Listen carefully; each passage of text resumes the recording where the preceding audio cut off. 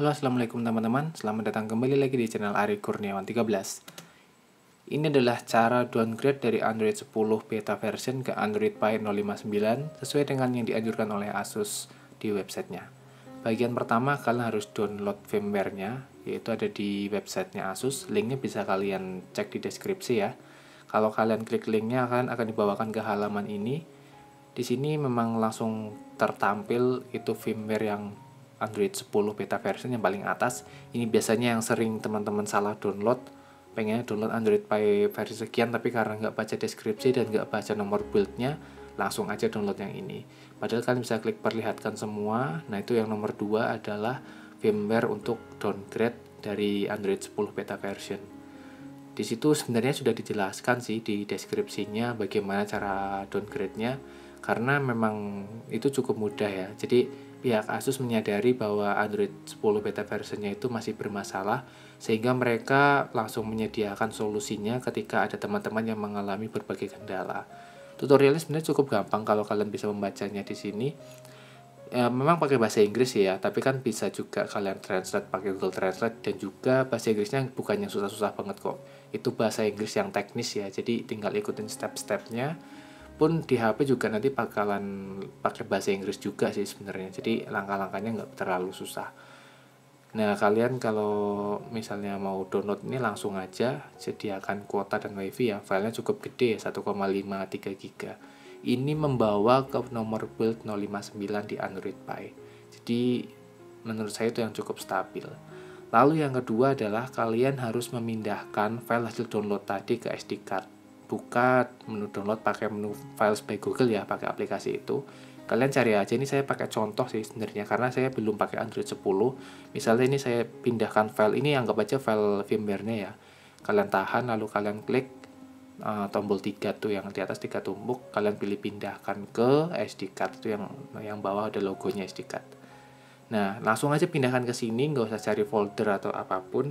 Kalian bisa langsung pindahkan supaya nanti bisa gampang ditemukan di menu recovery. Jadi memang cara downgrade-nya itu menggunakan menu recovery bawaan dari HP-nya ya. Jadi tidak perlu TWRP, dan ini menurut saya sih cukup mudah lah, nggak butuh kemampuan atau pengetahuan yang khusus ya.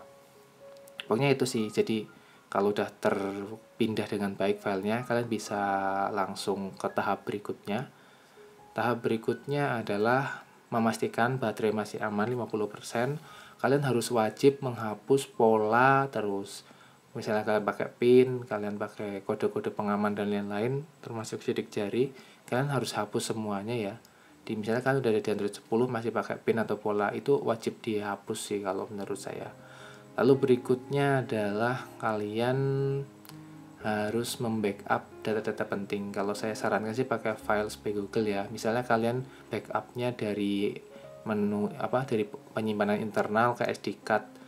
SD card-nya kalian kalau bisa punya cadangan ya. Jadi nanti yang buat file instalasi dari firmware-nya itu pakai SD card yang kosong.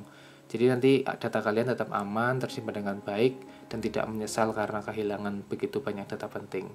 Lalu bisa langsung ke tahap berikutnya adalah kalian bisa mematikan HP-nya, lalu masuk ke recovery. Caranya tekan tombol power plus volume down.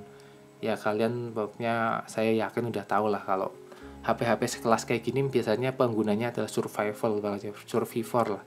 Mereka pasti udah tahu oprek-opreknya gimana. Nah, kalian klik aja di menu recovery ini, tidak bisa menggunakan layar sentuh, kalian hanya bisa menavigasikannya dengan tombol volume, dan untuk eksekusinya pakai tombol power. Jadi kayak gitu ya cara kerjanya.